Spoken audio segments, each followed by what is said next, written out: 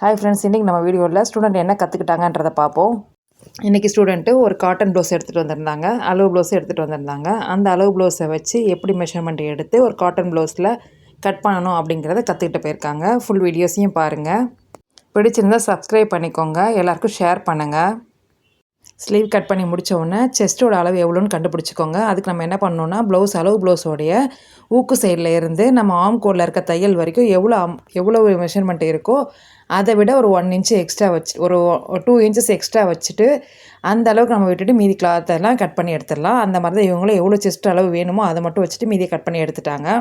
Next என்ன பண்ணணுன்னா, கீழே வந்து நம்ம மடிக்கிறதுக்காக ஒரு 1/2 இன்ச்சும், அதுக்கப்புறம் ஒரு 1 இன்ச்சு இன்னொரு மடிப்பு மடிக்கிறதுக்காக 1 இன்ச்சும் நம்ம மார்க் பண்ணிக்கணும்.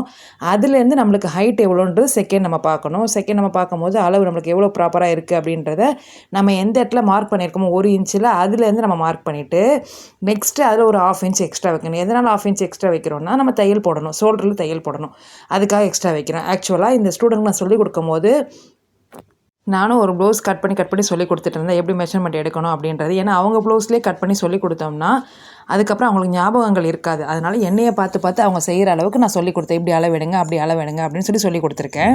அதே மாதிரி அவங்களும் நான் என்னென்னலாம் பண்ணுறேனோ அதே மாதிரி ப்ராப்பராக பண்ணிட்டாங்க.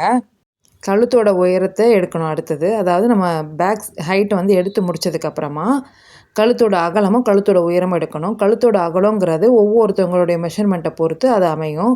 இவங்களுக்கு 2.5 தேவைப்பட்டுச்சு. அவங்களுடைய அளவு ப்ளவுஸில் 2.5 இருந்துச்சு. அதனால் 2.5 வச்சு ஃபுல்லாக ட்ரா பண்ணாங்க. ஹைட்டை வந்து எப்படி எடுத்திருக்காங்க அப்படின்னா, கீழே வந்து நம்ம மடிச்சிருப்போம்ல, ஐ மீன் அந்த பேக் சைடு கீழே வந்து 1/2 அண்ட் 1.5 இன்ச்சஸ் நம்ம மடிச்சிருப்போம்.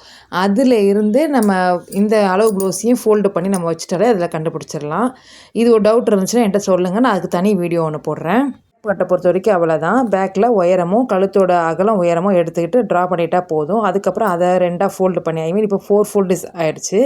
4ஆக ஃபோல்டு பண்ணி நெக்கு ஃபஸ்ட்டு வந்து நம்மளுடைய ஃப்ரண்ட்டு நெக்கு அந்த அகலம் ஆல்ரெடி நம்ம 2.5 வச்சுட்டோம் பேக்கில். அதே 2.5 இந்த இடத்துல மார்க் பண்ணிவிட்டு கீழே கொஞ்சம் நெக்கோட உயரத்தை நம்ம மார்க் பண்ணணும். நெக்கோட உயரம் இவங்களுக்கு 7 இன்ச்சு வந்துச்சு. இவங்க கொஞ்சம் ஃபேட்டாக இருப்பாங்க, 7 இன்ச்சு வந்துச்சு.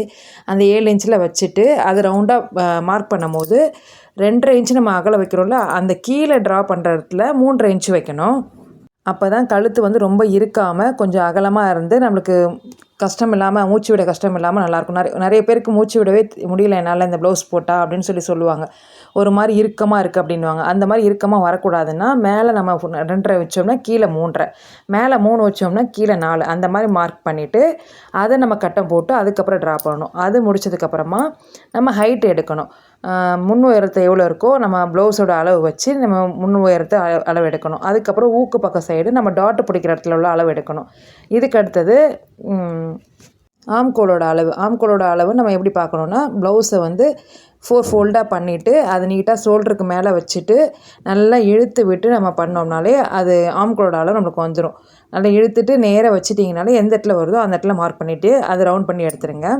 தென் அதுக்கப்புறம் என்ன பண்ணணுன்னா, நம்ம ஆம்கோல் சைடில் கீழே இறக்கம் எவ்வளோ இருக்குது அப்படின்னு பார்த்துட்டு அது இடத்துல ஒரு டாட் வச்சுட்டு நம்ம அளவு ப்ளவுஸ் கொடுத்தா நம்ம இந்த மெத்தடில் தான் பண்ணணும்.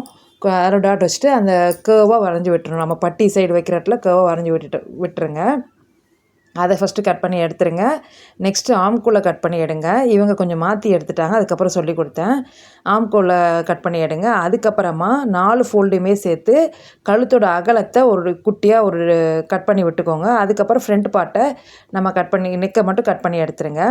செஸ்ட்டோட அளவு எவ்வளோன்றது நம்ம இப்போ அவங்க மெஷர்மெண்ட் பண்ணாங்க பாருங்கள், அந்த மாதிரி மெஷர்மெண்ட் பண்ணிவிட்டு அதில் ஒரு நாச் போட்டு வச்சுக்கோங்க. நெக்ஸ்ட்டு நம்ம பேக் நெக்குக்கு எவ்வளோ அளவு வேணும் அப்படிங்கிறத எடுத்து விட்டுட்டு நம்ம அந்த அளவு எடுத்துருப்போம்ல, அந்த அளவுக்கு நம்ம ட்ரா பண்ணி அதை பேக் பார்ட்டையும் நம்ம கட் பண்ணி வச்சுக்கோங்க. அதுக்கப்புறம் ஃப்ரண்ட் பார்ட்டை 2 பீஸாக கட் பண்ணி வச்சுக்கோங்க. எதுக்காக இவ்வளோ விவரமாக சொல்கிறேன்னா, வீடியோ பார்த்து புரியலைன்னா கூட நான் சொல்கிறத வச்சு நீங்கள் கட் பண்ணலாம். வீடியோவும் கொஞ்சம் ஹெல்ப்ஃபுல்லாக இருக்கும், நான் சொல்கிறதும் கொஞ்சம் ஹெல்ப்ஃபுல்லாக இருக்கும். ஸ்லீவ் முடிஞ்சிச்சு, பேக் பார்ட் முடிஞ்சிச்சு, ஃப்ரண்ட் பார்ட் முடிஞ்சிருச்சு. தென் இதுக்கு அடுத்தது என்ன பண்ணணுன்னா, பட்டி பாட் மட்டும் தேவைப்படுது. அந்த பட்டி பாட்டை நான் லாஸ்ட்டாக அவங்களுக்கு ஸ்டிச் பண்ணும்போது சொல்லி கொடுத்துக்கிறேன். அது கொஞ்சம் ஈஸி தான், அதை நான் அப்புறமா சொல்லி கொடுத்துக்கிறேன். அதுக்கப்புறம் ஸ்டூடெண்ட் என்ன பண்ணாங்கன்னா, அவங்கக்கிட்ட நான் ஒரு ஒர்க் கொடுத்துருந்தேன். இப்போ இவ்வளோ நேரம் பண்ணின விஷயத்தை எனக்கு இந்த ப்ளவுஸில் பண்ணி காட்டுங்க அப்படின்னு சொல்லியிருந்தேன். அவங்களும் அதே மாதிரி ப்ராப்பராக எப்படி எப்படி எடுக்கணும்னு இன்னும் ஒரு முறை அவங்க பண்ணி பார்த்தாங்க. சில விஷயங்கள் அவங்களுக்கு ஞாபகம் இருந்தது, சில விஷயங்கள் ஞாபகம் இல்லை, அதெல்லாம் திரும்பி சொல்லி கொடுத்துருக்கேன். வீட்லேயும் ஹோம்ஒர்க் கொடுத்துருக்கேன். வீட்டில் என்ன ஒர்க்கு கொடுத்துருக்கேன்னா, பேப்பரில் கட் பண்ணி எடுத்துகிட்டு வாங்க அப்படின்னு சொல்லியிருக்கேன். நானே இங்கே சேட்டில் தான் கட் பண்ணி சொல்லி கொடுத்துருக்கணும். அவங்க கொஞ்சம் அட்வான்ஸாக இருக்கிறதுனால நான் டேரெக்டாகவே ப்ளவுஸ்லேயே போயிட்டேன். ஸ்லீவோட அளவெல்லாம் எடுத்து அதெல்லாம் கட் பண்ணி எடுத்துக்கிட்டாங்க. சின்னதாக புரியாத விஷயங்கள்லாம் கொஞ்சம் தெளிவுபடுத்தினேன்.